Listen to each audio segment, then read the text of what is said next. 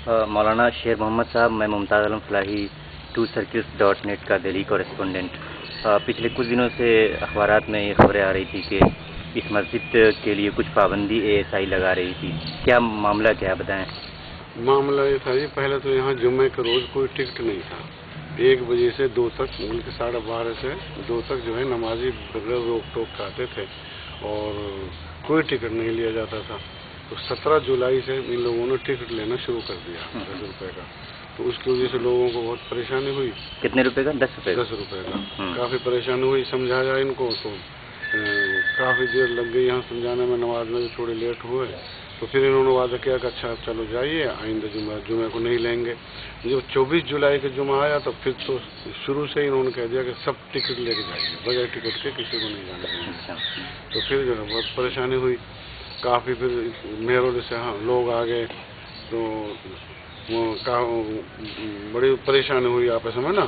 तो फिर ये मामला जो है काफ़ी गंभीर हो गया। जब ना सब ना सारे लोग आ गए यहाँ इकट्ठे होकर कि जी आप लिखित रूप से दीजिए आपके पास कहाँ से ऑर्डर आए हैं। जो मस्जिद ऑलरेडी पहले से खुली हुई है उनमें आप पाबंदी नहीं लगा सकते। तो ये कुछ दिखला नहीं सके। फिर इन्होंने फिर मजबूरन जो है SHO का फ़ोन आया इंस्पेक्टर, सब इंस्पेक्टर के पास के जाने दीजिए। तब फिर सारे लोग अंदर आए और फिर नमाज जुमा हुई। मगर हमने फिर इमाम साहब से कह दिया था, अहमद बुखारी साहब से, कि ये हाल है यहाँ पे।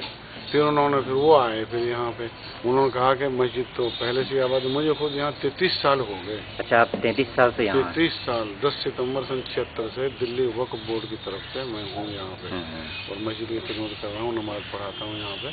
तो ये वो लाडू सराय के कुछ लोग बुला लिए इन्होंने, गैर मुस्लिम, वो सब कहने लगे जी ये तो नमाज होती नहीं यहाँ पे। अच्छा। वैसे ही वो झूठ बोलने लगे सब, जबकि सारे लोगों को मालूम है तरावी भी होती है यहाँ, ईद भी होती है, बकरीद भी होती है, 5 वक्त नमाज भी होती है, 3 टाइम होती है, ज़ोहर असर मगरिब।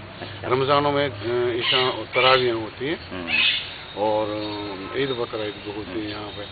तो शेर मोहम्मद साहब, इस कैंपस में 2 मस्जिद है, एक तो ये जिसमें मैं बैठा हूँ और एक कुव्वतुल इस्लाम। जी हाँ। क्या वहाँ भी नमाज होती है? नहीं, वहाँ नहीं होती। वो मस्जिद तो कुतुबुद्दीन ऐबक ने बनवाई थी। यहाँ पर जब वो आए थे तो आते ही यहाँ ज़रूरत पड़ी मस्जिद की, तो यहाँ उन्होंने वो मस्जिद बनवाई, मगर वो मुनहदिम हो चुकी है। आप इस मस्जिद की इमामत 33 साल से कर रहे हैं, कुछ तारीख बताइए इस मस्जिद की। ये मस्जिद के बारे में लिखा हुआ तो है नहीं कुछ भी, ये मुगलों के ज़माने की है, बाद की है, तकरीबन 400 साल। उस मस्जिद से ये 400 साल तकरीबन बाद की है।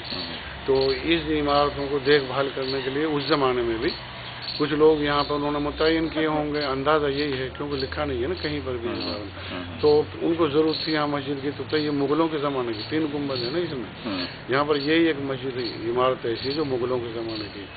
उससे मुगलों से पहले यहाँ पर जितनी भी मस्जिदें होती थी वो सपाट एक ही छत की होती थी। तो जब मुगल आए तो उन्होंने 3 गुंबदों का वो लाए यहाँ पर। तो ये उसी ज़माने। तो ये मस्जिद भी ASI के कंट्रोल में है ना?